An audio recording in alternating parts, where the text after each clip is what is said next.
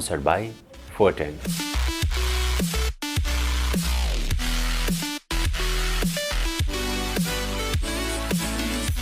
Banking partner. मध्ये सबैभन्दा best NIC एसियाको बचत खाता यो हो सर्वश्रेष्ठ यो हो सर्वश्रेष्ठ. Sponsored by Marina Inplex. Designing your dreams since 1983. Marina Impex. Supported by O2 Studio. उत्कृष्ट रेकर्डिङको लागि O2 स्टुडियो कपुधारा काठमाडौँ. सम्पर्क 98 62 Educational partner Emperor Education Network.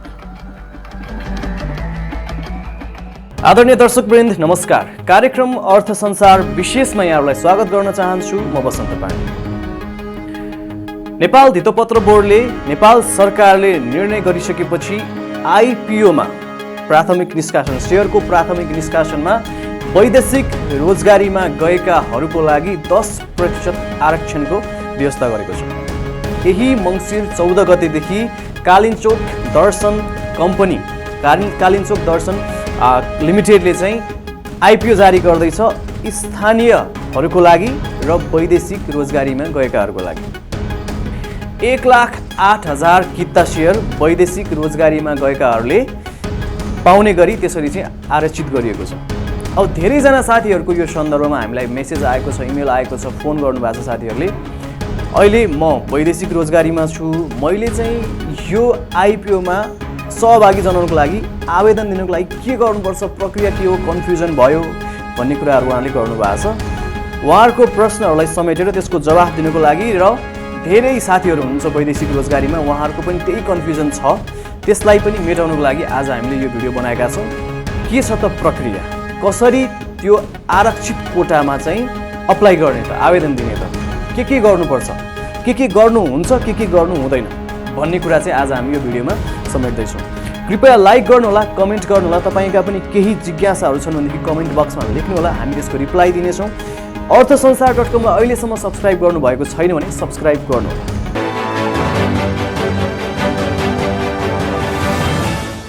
कसले दिन पाउँछन् त आवेदन यो आरक्षित कोटामा? यसको लागि चाहिँ के हुन्छ भनेदेखि नेपाल सरकारको श्रम स्वीकृति लिएर वैदेशिक रोजगारीमा गएकाहरूको लागि चाहिँ यो आरक्षणको व्यवस्था गरिएको हो. अब त्यसमा के हुनु पर्यो भनेदेखि सर्वप्रथम फर्स्ट कन्डिसन के हो भने रेमिट्यान्स बचत खाता हुनु पर्यो. रेमिट्यान्स बचत खाता खोलेको हुनु पर्यो.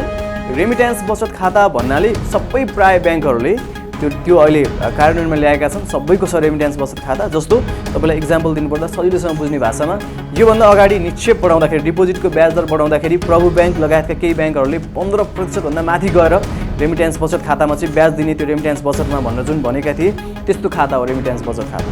त्यस्तो खाता खोलेको हुनु पर्यो. र त्यो खाता मात्रै भएन. फेरि सरकारको उद्देश्य चाहिँ के हो त, किन दिएको यो 10% को आरक्षण भन्दाखेरि विदेशी मुद्राको सञ्चिति बढोस् भन्ने हिसाबले. किनकि फर्मल च्यानलबाट, औपचारिक माध्यमबाट चाहिँ नेपालीहरूले, विदेशमा रहेका नेपालीहरूले यता नेपालमा पैसा पठाउन्, जसले गर्दा के हुन्छ भन्दा विदेशी मुद्राको सञ्चिति बढ्छ. हुन्डी लगायतका अप्रत्यक्ष माध्यमबाट पैसा पठाइयो नेपालमा भन्ने चाहिँ सरकारको बुझाइ छ, त्यो रेकर्ड छ. त्यही भएर चाहिँ औपचारिक माध्यमबाट नेपालमा पैसा भित्रियोस्, विदेशी मुद्राको सञ्चिति बढोस् भन्ने सरकारको उद्देश्य हो. त्यही भएर पछिल्लो 6 महिनामा, जस्तो आइपिओ जारी हुने मितिबाट पछिल्लो 6 महिनाभित्रमा चाहिँ नेपालमा कम्तीमा नेपाली रुपैयाँ 50,000 हुने गरी है, कम्तीमा नेपाली रुपैयाँ 50,000 हुने गरी नेपालमा पैसा के गरेको हुनु पर्यो, पठाएको हुनु पर्यो. त्यो पैसा यहाँ नेपालमा डिपोजिट गरेर हुँदैन, फेरि त्यो चाहिँ विदेशबाटै आएको हुनु पर्यो, विदेशबाट पठाएको हुनु पर्यो त्यो पैसा है. र जसले आवेदन गर्ने हो उसैले पठाएको हुनु पर्यो. फेरि त्यति कन्डिसन मिट गरिसकेपछि अब के हुन्छ त प्रक्रिया भनेदेखि, यदि तपाईँसँग त्यस्तो रेमिट्यान्स खाता छ भनेदेखि तपाईँले अब त्यो रेमिट्यान्स खातालाई चाहिँ आफूसँग अहिले नै भइरहेको, तपाईँसँग यदि डिम्याट खाता छ भने त्यही डिम्याट खातामा लिङ्क गराएर तपाईँले सिआरएन नम्बर लिन सक्नुहुन्छ. अब जोसँग खाता छैन, ब्याङ्क खाता पनि छैन, रेमिट्यान्स खाता पनि छैन, डिम्याट खाता पनि छैन, के उनीहरूले चाहिँ यसमा अप्लाई गर्न नपाउने हो त भन्ने एउटा प्रश्न उठ्न सक्छ. पाइन्छ. त्यसको लागि तपाईँले के गर्नु पर्यो, रेमिट्यान्स खाता खोल्नु पर्यो.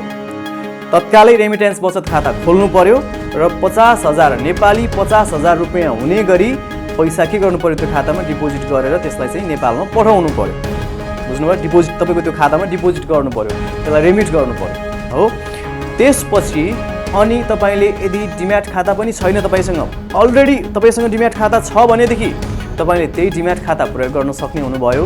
तर तपाईँसँग डिम्याट खाता छैन भने डिम्याट खाता पनि खोल्नु पर्यो तपाईँले र खोलेर ब्याङ्कबाट के गर्नु पर्यो भन्दा CRN नम्बर लिनु पर्यो है। त्यसपछि तपाईँले मेरो सेयरबाटै अप्लाई गर्न सक्नुहुन्छ, त्यसको लागि अरू केही दुःख गर्नु परेन। अब अर्को कुरा 50,000 रुपियाँ चाहिँ के त्यो खातामै हुनुपर्ने हो त भन्ने प्रश्न फेरि अर्को उठ्न सक्छ। त्यस्तो होइन, खातामै 50,000 पैसा हुनुपर्ने होइन। तर तपाईँले विगत कम्तीमा जो 6 महिना अगाडि भनौँ न, पछिल्लो 6 महिना अगाडि चाहिँ तपाईँले 50,000 पैसा पठाएको हुनु पर्यो। त्यो पैसा नेपालमा आएर निकालिएको भयो भने केही फरक पर्दैन, तर पैसा चाहिँ पठाएको हुनु पर्यो है। त्यो कुरा पनि बुझ्नु पर्यो यहाँले। र अर्को कुरा चाहिँ के छ भने एकदम धेरैजना साथीहरूले सोध्नु भएको प्रश्न चाहिँ के छ भने मैले मेरो सेयरबाट अप्लाई गर्न पाउँछु कि पाउँदिनँ भन्नुभएको छ। पाइन्छ, मेरो सेयरबाटै अप्लाई गर्ने हो। तर त्यसको लागि के गर्नु पर्यो त भन्दा तपाईँले CRN नम्बर लिनु पर्यो। त्यो रेमिट बचत खाता, जुन रेमिटेन्स बचत खाता हुन्छ, त्यो बचत खातासँग कनेक्टेड गराएर तपाईँले CRN नम्बर लिनु पर्यो। अनि अर्को प्रश्न चाहिँ के छ भनेदेखि साथीहरूको, जस्तो मैले चाहिँ अर्को कुनै ब्याङ्कबाट मैले ब्याङ्कमा खाता खोलेर मैले सेयर कारोबार गरिरहेको छु। अब मैले फेरि यो रेमिटेन्स जुन खाता छ त्यो रेमिट खाता खोलेर फेरि मैले त्यसबाट चाहिँ कारोबार गर्न मिल्छ कि मिल्दैन, अथवा त्यहाँबाट गर्न मिल्छ कि मिल्दैन भन्ने प्रश्न छ। जुन तपाईँले रेमिटेन्स बचत खाता खोल्नुहुन्छ त्यो खाताबाट चाहिँ तपाईँले IPO मात्रै अप्लाई गर्नुपर्छ भन्ने होइन। त्यही खाता प्रयोग गरेर तपाईँले सेकेन्डरी मार्केटमा पनि के गर्न सक्नुहुन्छ, ट्रान्जेक्सन गर्न सक्नुहुन्छ, कारोबार गर्न सक्नुहुन्छ। अथवा तपाईँको अहिले गरिरहेको खाताबाट जुन कारोबार तपाईँले गरिरहनु भएको छ त्यो पनि कन्टिन्यू हुन दिएर अनि तपाईँको यो जुन डिम्याट नम्बर छ त्यो डिम्याट नम्बरलाई तपाईँले यतापट्टि पनि त्यही डिम्याट नम्बर भए पुग्छ फेरि। जस्तो कि एउटा डिम्याटबाट तपाईँले धेरैवटा CRN नम्बर लिन सक्नुहुन्छ, किनकि तपाईँले त्यही डिम्याट नम्बर एउटा ब्याङ्कमा अर्को ब्याङ्कको खातामा तपाईँले कनेक्टेड गराउन सक्नुहुन्छ, त्यसमा केही पनि फरक पर्दैन। र त्यही एउटै डिम्याट नम्बर प्रयोग गरेर तपाईँले त्यही डिम्याटलाई चाहिँ यतापट्टि लिएर आएर तपाईँको जुन तपाईँले अहिले प्रयोग गर्दै आउनु भएको छ त्यसैलाई तपाईँले चाहिँ रेमिट खातामा पनि प्रयोग गर्न सक्नुहुन्छ है। यो दोस्रो क्वेसनहरू साथीहरूले उठाउनु भएको। अनि अर्को एउटा कुरा चाहिँ कसरी अनि त्यो चाहिँ जस्तो ब्याङ्कले भेरिफाई गर्छ कि अब त्यो यत्तिकै यो प्रक्रिया मात्र भनिएको हो भन्ने प्रश्न छ एउटा।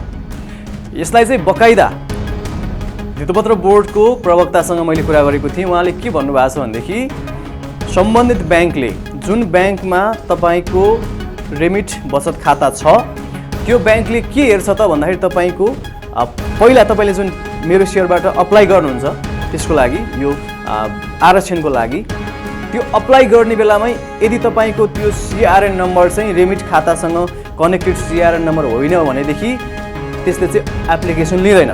बुझ्नुभयो नि? भनेपछि यसमा तपाईँ अर्कै बाटोबाट लाग्छु भनेर पाउनु भएन।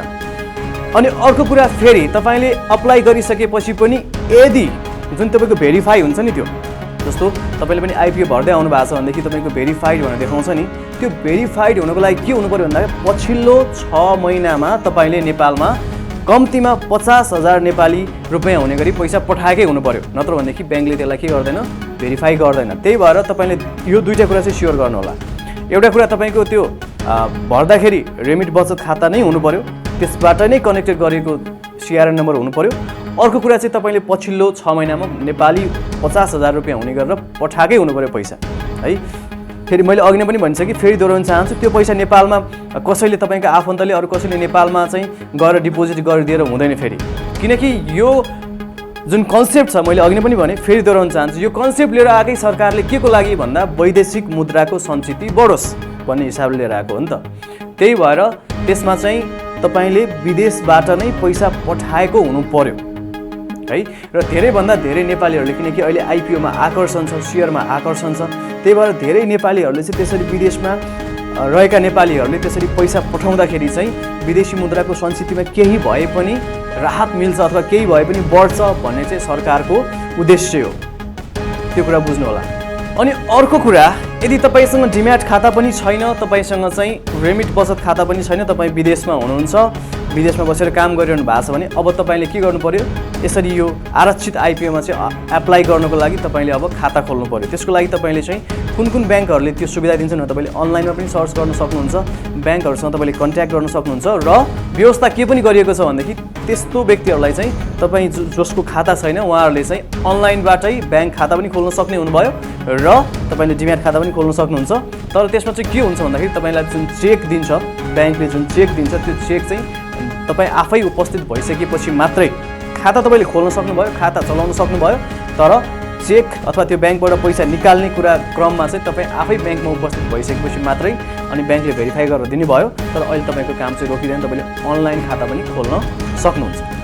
अरू केही कुराहरू मैले यहाँनिर भन्न छुटाएका तपाईँको केही जिज्ञासाहरू छन् भनेदेखि यहाँहरूले चाहिँ कमेन्टमा लेख्न सक्नुहुन्छ।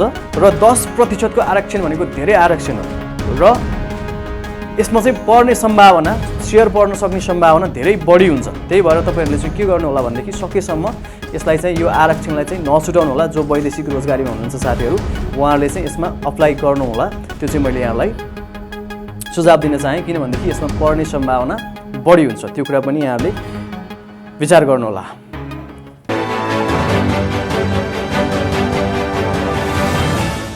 आजको अर्थ संसार विशेषलाई मैले यहीँनिर टुङ्गाउन चाहेँ।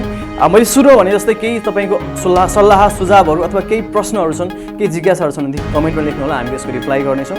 फेरि पनि दोहोऱ्याउन चाहेँ, अर्थसंसार.com-लाई सब्सक्राइब गर्नुभएको छैन अहिलेसम्म भने सब्सक्राइब गर्नुहोला र यो भिडियोलाई कमसेकम तपाईँको एउटा लाइक चाहिँ कृपया एउटा लाइक चाहिँ तपाईँ यो भिडियोको लागि दिनुहोला भन्दै आजको अर्थ संसार विशेषबाट क्यामेरामा साथ दिने साथी सुजीव बज्राचार्यसँगै म वसन्त पाण्डे पनि बिदा हुन चाहन्छु। नमस्कार।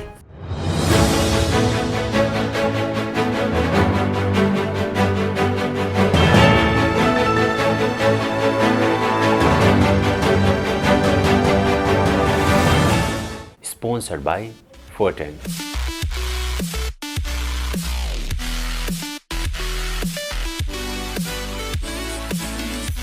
Banking partner. मध्ये सबैभन्दा बेस्ट एमआईसी एसियाको बचत खाता, यो हो सर्वश्रेष्ठ, यो हो सर्वश्रेष्ठ। Sponsored by Marina Implex. Designing your dreams since 1983. Marina Impex. Supported by O2 Studio. उत्कृष्ट रेकर्डिङको लागि O2 स्टुडियो कपुधारा काठमाडौँ। सम्पर्क 98 62 62 25 58। Educational partner Embedding Education Network.